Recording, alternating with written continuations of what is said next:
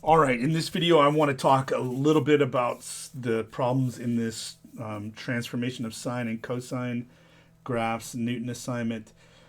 So one of the things in there is they're going to ask you to determine the amplitude and period of some sinusoidal functions from the graph right here. Okay, and so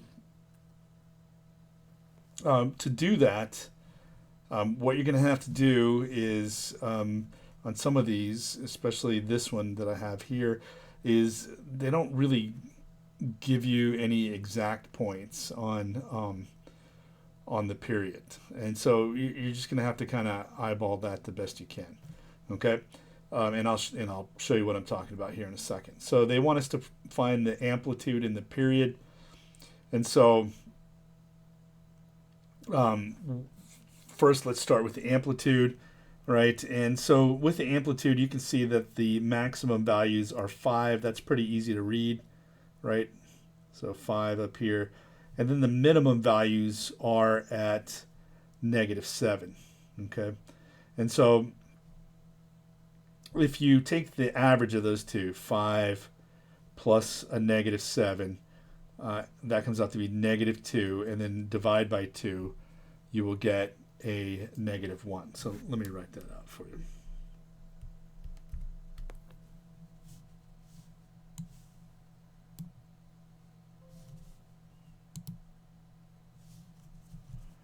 All right, so this high point up here is at 5, right? The low point is at -7. So if you average those two out, you can get, take the average. That will give you the number that's halfway in the middle, right? So that would be -2 over 2, which is -1, right?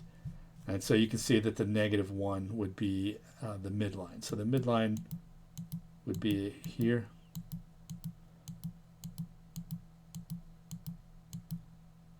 And once you're certain where that's at, right, then it's pretty easy to figure out what the distance is between the midline and the high point, right?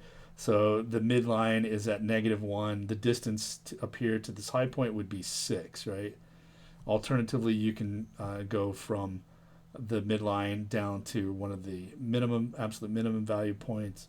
That would be 6 units that way. So the amplitude is going to be 6 on this one. Okay. You can also get that amplitude by doing, 5 minus the -1.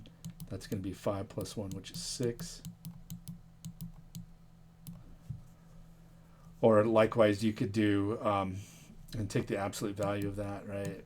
Which in this case is going to be 6. If you take the absolute value, the order doesn't matter. So that's another way you could figure out what the amplitude is. And same thing with down here at the bottom. If I did -7 minus a -1,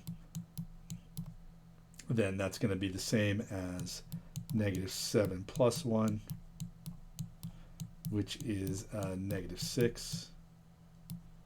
And the absolute value of -6 is +6. So another way to calculate the amplitude.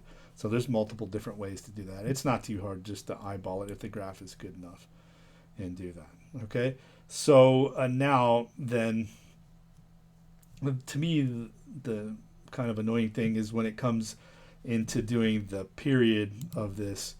And so with the period, a lot of times on these graphs, they'll give you they'll give you like a graph where the high points are pretty nice points, like whole number points, or the low points, right, are on whole number points, and it's pretty easy to get that. So you can go find the distance between successive high points or successive low points on these sinusoidal functions. Sometimes the high points and the low points are like this, where they're not exact, right? They're not exactly on whole number points, so it makes it a little harder to see if they don't give you the coordinates, which they don't here.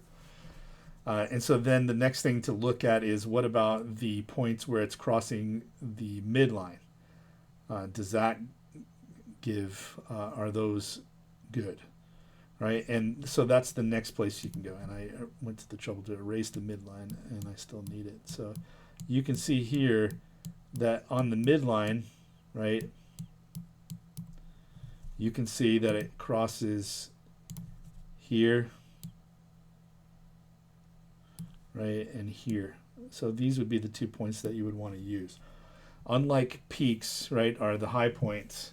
You can use successive high points or successive low points, but you can't use successive places where it crosses the midline.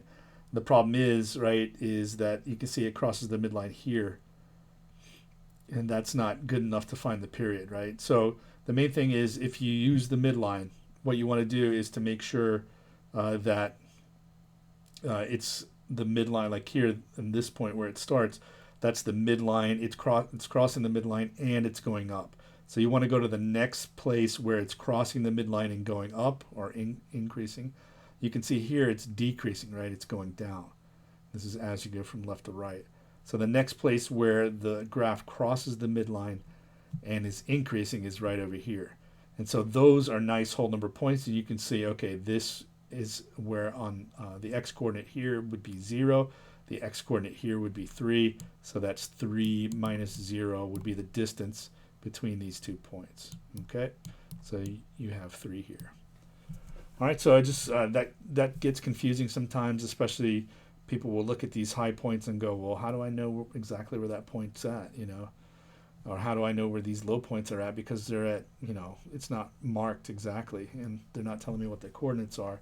So if that's the case, then try the midline, finding where the midline is, and then using successive points where the midline is either increasing, or where the graph crosses the midline is increasing. You could also do it between where they are across the midline and are decreasing. So for instance, you could do it, find the distance from this point to the next one over here. Okay, you can see that that one doesn't work out very well either, right? Because those probably cross like at half right there. But here, so the obvious choice on this one is these 2 points right here. Okay, so sometimes on these you'll have to search around to find the whole number points.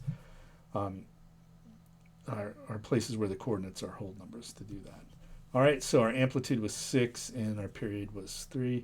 So just put that in.